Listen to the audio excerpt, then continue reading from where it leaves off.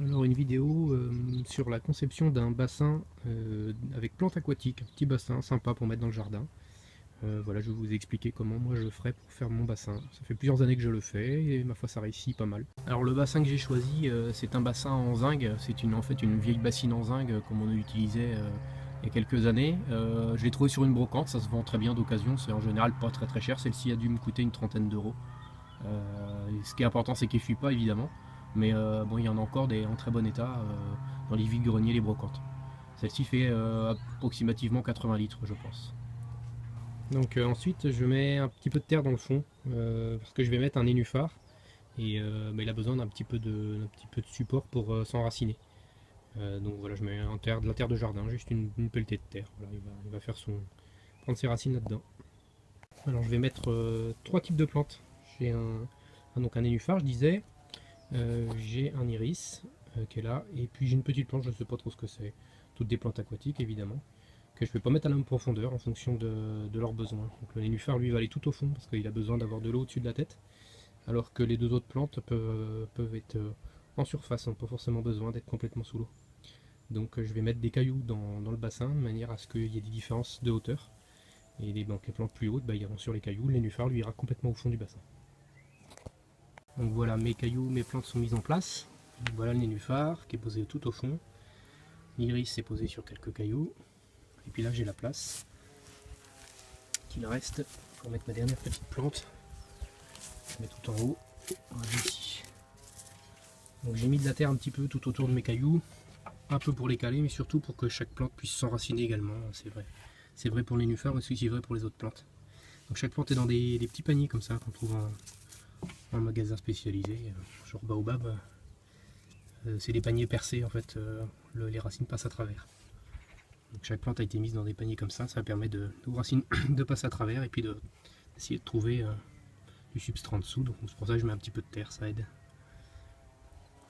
Donc une fois que tout est calé, tout est en place, on va remplir. Voilà, le bassin est en eau. Alors l'eau est un peu trouble là, c'est normal puisqu'il y a de la terre dans le fond, forcément tout s'est mélangé. Il y a un peu de débris en plus en surface. Mais dans 2-3 jours maximum, les débris se sont déposés au fond. On va retrouver une eau pas super claire, mais enfin on verra quand même en transparence le fond. Et voilà, donc c'est parti pour la saison. Là, je vais le laisser comme ça. Il peut encore geler, c'est pas un problème. C'est des plantes qui supportent très bien le gel. Moi, je le défais chaque hiver parce que je voudrais pas que le bassin gèle complètement. Ça risquerait et d'allumer le bassin et de finir par faire crever les plantes. Mais des petites gelées, ça les gêne pas du tout. Je le démonte au mois de décembre et en général, il y a déjà eu des périodes un petit peu de glace en surface. C'est pas très méchant. Plusieurs petites précisions. Le bassin, je l'ai calé, je l'ai mis sur des morceaux de carrelage pour pouvoir le caler un petit peu pour qu'il s'enfonce pas trop dans la terre. On en voit ici.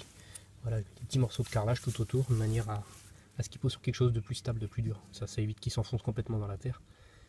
Puis l'idée aussi c'est qu'il soit droit pour qu'on ait un niveau d'eau à peu près droit, que ça fasse un peu plus beau. L'exposition du bassin, il est côté nord-ouest parce que je veux pas qu'il soit tout le temps soleil, sinon en plein été ça chauffe très vite. Et bon, ça botte des plantes qui supportent un peu l'eau un petit peu chaude. C'est pas tellement fait pour être dans de l'eau bouillante, quoi. C'est pas une piscine. Donc je le mets nord-ouest et voit le soleil en fait que l'après-midi. Le matin, il reste au frais. Malgré ça, l'été, l'eau va quand même chauffer un petit peu. Donc ma petite astuce, c'est d'enlever régulièrement 2 ou 3 arrosoirs d'eau quand j'arrose mon jardin.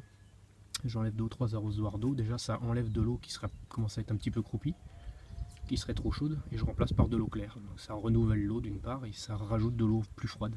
Ça évite que le bassin chauffe trop vite. Ça fait, je pense, du bien aux plantes que renouveler l'eau. Dans ce cas-là, justement, l'avantage c'est que l'eau ne devient pas trop vite trop croupie. Même si elle n'est pas nickel l'été, elle est des fois un petit peu marron verdâtre, elle reste malgré tout propre. Ça ne devient pas non plus un bouillon de culture. Parce que justement, je renouvelle l'eau régulièrement et elle n'a pas le temps de devenir complètement dégueulasse, quoi. Et bah, régulièrement, et c'est ce qui va se passer je pense bientôt, on va avoir des ditiques qui vont venir se mettre dedans, des petits insectes d'eau. Donc c'est sympa, on voit les ditiques qui se baladent dedans. Bon, des fois il y a des larves de moustiques aussi, hein. Il y a un petit peu de vie. L'année dernière j'ai même mis des têtards, bah, qui n'ont pas forcément survécu, mais enfin ici ils sont restés plusieurs mois, mais j'ai pas vu sortir de grenouilles. Je ne peux pas vous dire que ça a fonctionné jusqu'au bout. Enfin, sur le principe, ils y ont vécu plusieurs mois. Les plantes l'hiver, je les mets dans des petits seaux comme ça translucides que j'ai acheté chez Leroy Merlin, c'est écrit dessus. Ça leur permet de dans des bacs où ils voient un peu la lumière quand même quand ils sont rangés dans mon garage. Et puis bah, je laisse de l'eau évidemment dedans pour que les plantes supportent la période hivernale. Donc voilà ce qu'il y a à savoir. Aussi, je rajoute de temps en temps un engrais liquide que je mets dans l'eau pour aider mes plantes à être en pleine forme. Un petit engrais liquide pareil qu'on trouve chez les marchands de plantes, plantes vertes et plantes aquatiques. Donc voilà,